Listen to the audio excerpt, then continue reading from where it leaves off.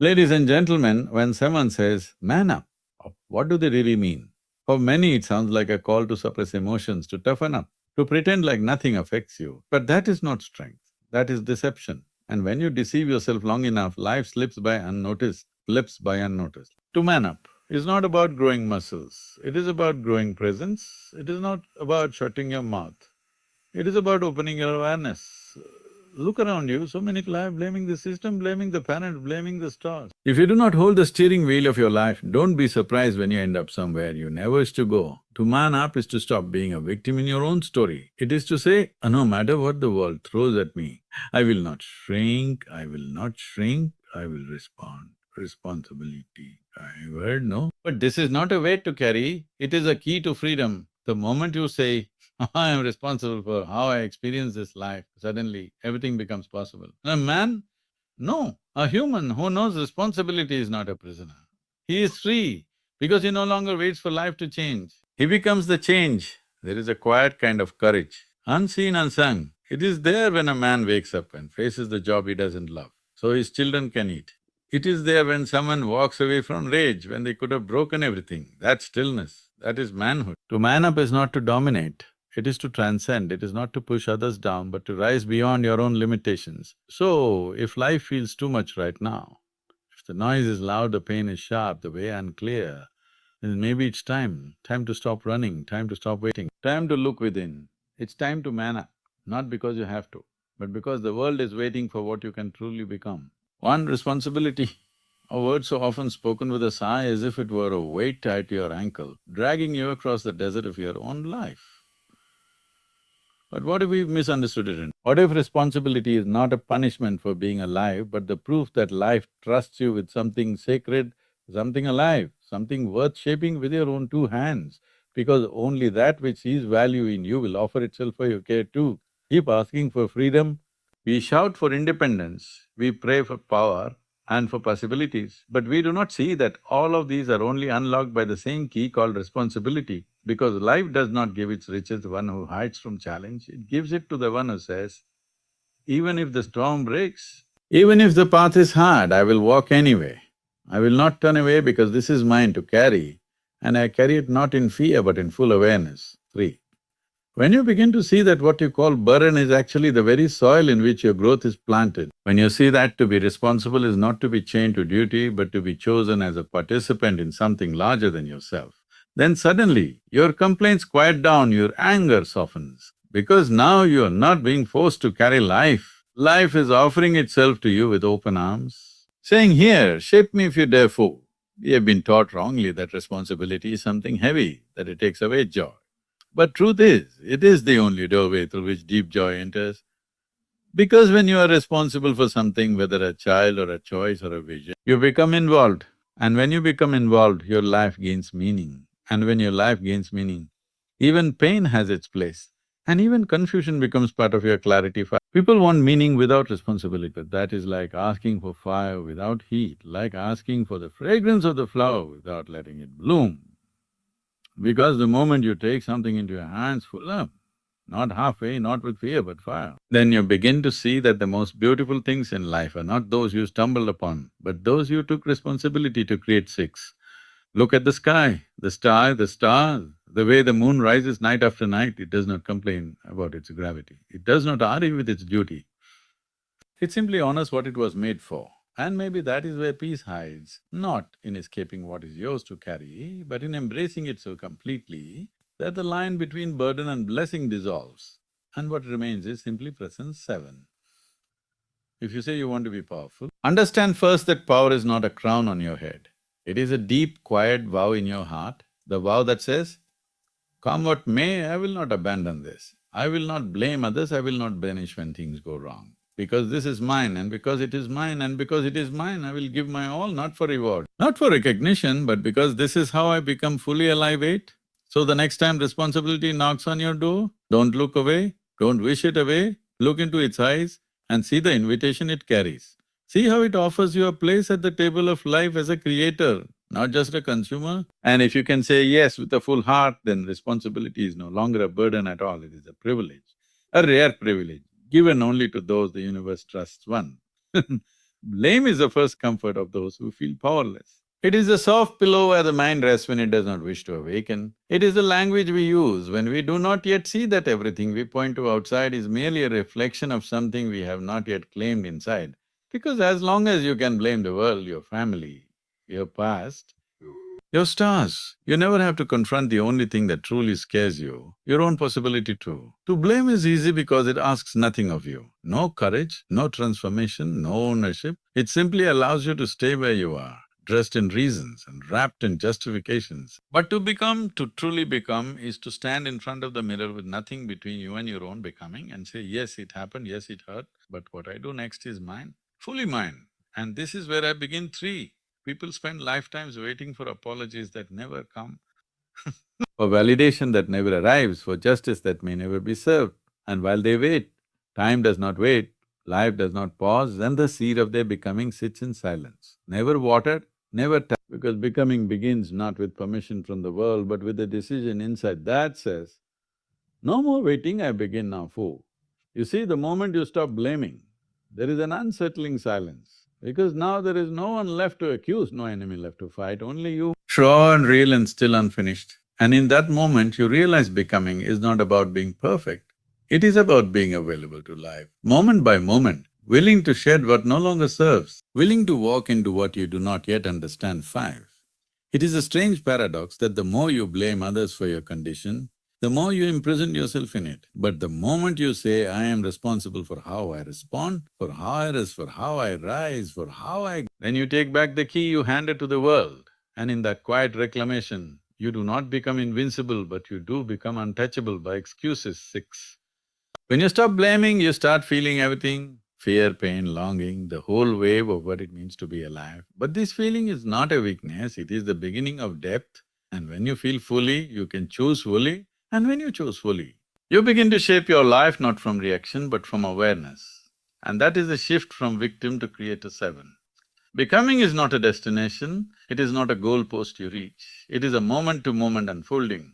And each time you choose presence over past, purpose over pain, discipline over distraction, truth over comfort, you step one breath closer into who you were meant to be. Not because someone told you to, not because life forced you to, but because the fire in you would not let you stay small anymore. Eight. So stop blaming, not because the world is innocent, not because the pain wasn't real, but because the time for waiting is over. And something within you knows that. To become what you truly are, you must stop giving away your power to ghosts, to stories, to yesterday and stand here. Now, in full honesty, in full responsibility and in full readiness.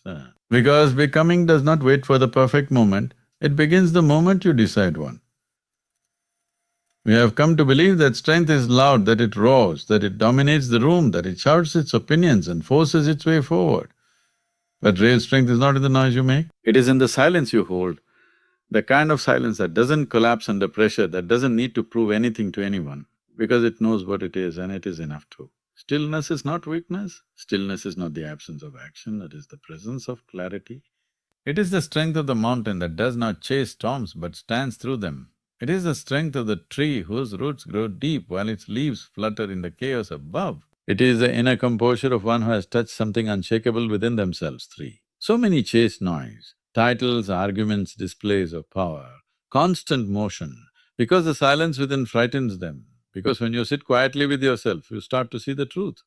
And the truth has no filters, no excuses, no masks, and only the strong can sit with that truth and not look away for. Noise is easy because it fills the space, it distracts, it gives the illusion of movement, but stillness is where transformation begins. Because in stillness you can hear what noise has drowned out, the subtle voice of your knowing, the guidance that does not scream, the pulse of the present moment that shows you exactly what is needed, not what is dramatic, but what is essential. Five. True strength is not in being unbreakable, it is in being unshakable. And that comes not from tightening your fists, but from loosening your grip on what you cannot control. And when you begin to move from stillness, to speak from stillness, to act from stillness, then every step you take has weight, not because it is loud, but because it is rooted. Six. When you are still, people may mistake you for passive, they may project weakness onto your calm, but let them, because you are not here to perform strength, you are here to live it.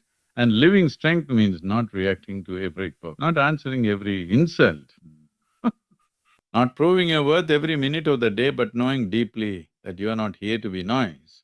You are here to be depth seven.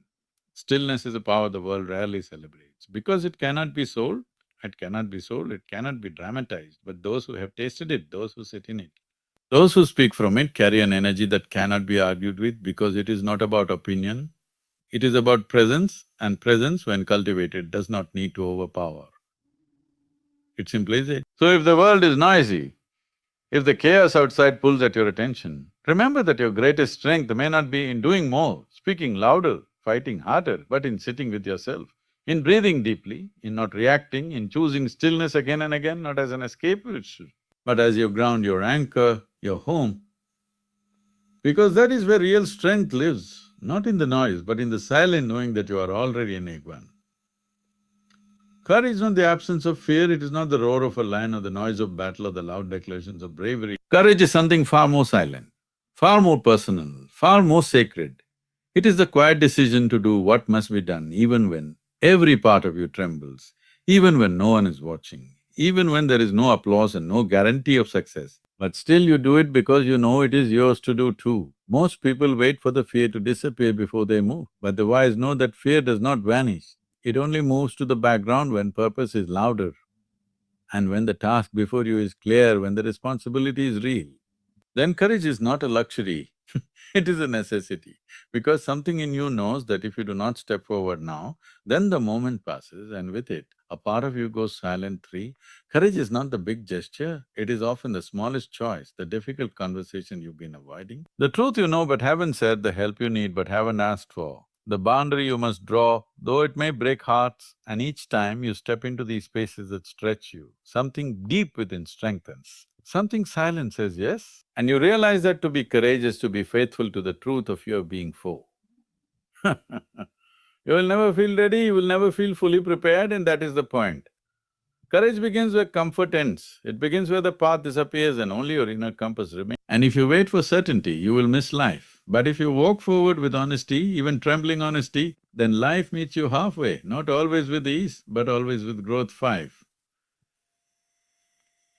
But that is where real courage lives.